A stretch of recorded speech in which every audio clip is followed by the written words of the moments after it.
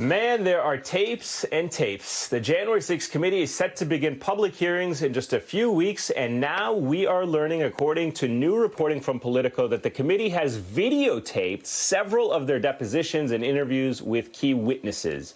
One person familiar with the investigation told Politico, quote, "You'd have to be woefully naive if you don't think they're going to use some of those videos at the hearings." Our panel is back with us. Senator Bucks, I'll start with you. What role do you think these tapes could play in the committee's public hearings?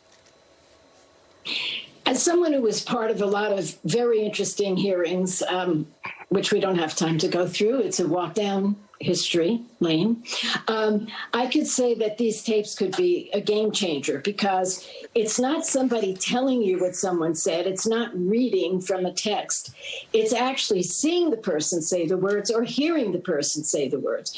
Our country was attacked, a full-throated attack on our democracy. We need to know the story, and the committee needs to tell the story. So if I was advising them, which they've got plenty of great advisors, I tell them the more they can use these real tapes with real people talking about what happened, the better. It will fit right into the narrative. Can I just ask you real quickly, is it common for committees to record those tapes? I mean, are there any kind of rules or NDAs that are signed by somebody who's appearing in front of a committee, since you've actually been in them? I've been in them, but I've not been in this important type of investigation. So I would assume your question should be posed to those who know. They must have rules of the road. And if Politico is saying they'll probably be used, Politico may know what the rules of the road are. But if they can use them, they should use them. And by the way, what's wrong with using them? It's the best thing. If somebody's told you something, I'm sure they don't mind. It's the whole world knows what it is. So here it is. It's good. Yeah. Michael, Rudy Giuliani claimed that he bailed on testifying before the committee because staffers wouldn't let him make his own recording. Do you actually believe that? No.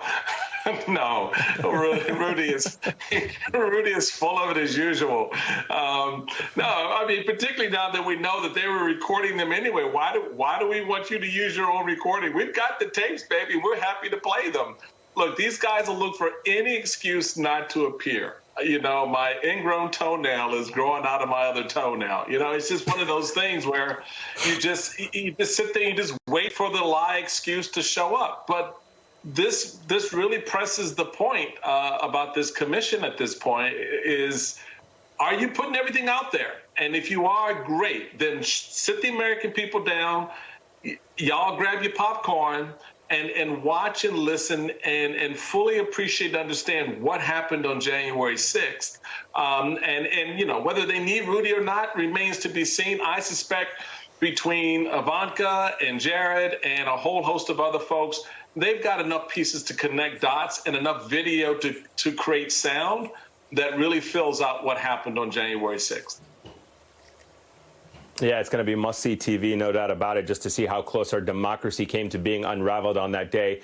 Charles, there's also reporting on the witness list that the committee is finalizing. One name, Jeff Rosen, Trump's former interim attorney general. Another, Mark Short, Mike Pence's former chief of staff. What do you want to hear?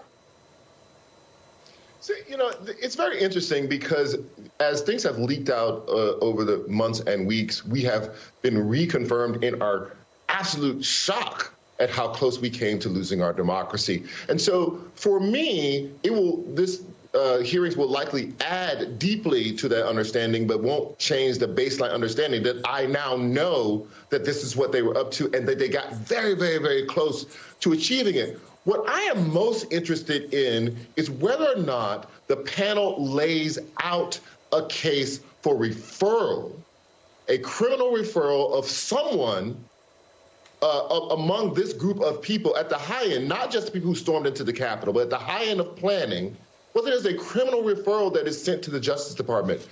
Because at this point, I think that it's baked in among conservatives, among liberals, where they kind of stand on this. Conservatives are basically trying to sweep it under the rug. Liberals are really shocked. And anyone who's paying attention should be really shocked by what has happened. What is the January 6th committee's plan or desire to have happen other than to tell a compelling story? Yeah.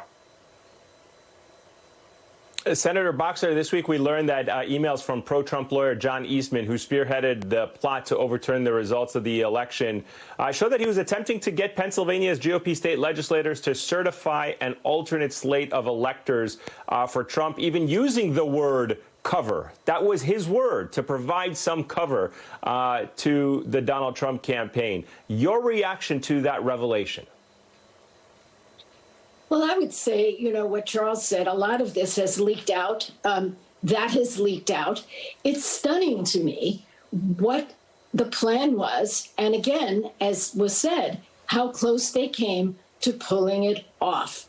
And, I would say this. I agree that opinions are baked in with a lot of Americans.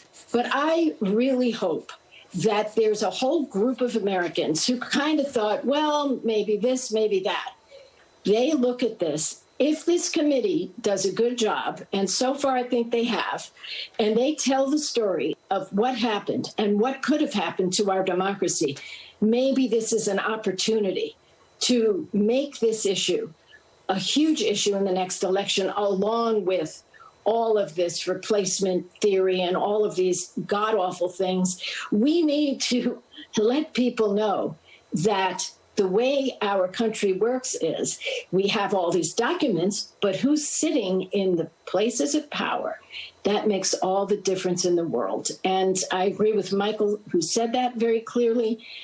We've got to go after these terrible anti-democratic representatives, senators, and, wherever they may be, and all these players. This is serious. And yes, Merrick Garland, if you're listening, please pay attention to this, because this is your moment to make sure that people are punished who tried to overthrow government, because believe me, they'll try it again. Yeah.